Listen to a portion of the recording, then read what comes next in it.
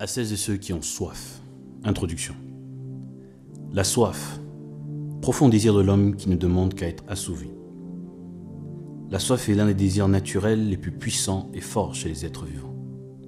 Par ce désir, les êtres humains ont réalisé toutes sortes d'exploits dans l'histoire de l'humanité. Mais impulsés par ce même désir, ces mêmes êtres humains ont fait toutes sortes d'abominations.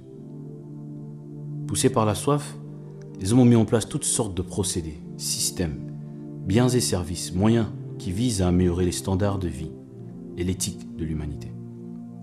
Et poussés par la même soif, les mêmes hommes ont aussi mis en place toutes sortes de procédés, systèmes, biens et services, entreprises et moyens visant à détériorer le niveau de vie.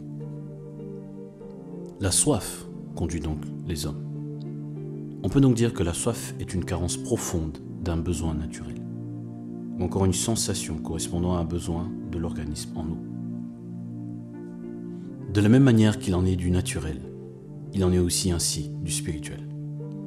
La soif, au sens spirituel, est un désir ardent que ton esprit émet envers Dieu, le véritable.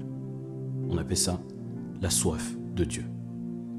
Ce désir spirituel profond qui ne peut être comblé que par Dieu qui l'a créé. Elle se décrit par un tiraillement aigu à l'intérieur de ton ventre, comme si quelque chose n'allait pas, comme si tu étais en manque de quelque chose.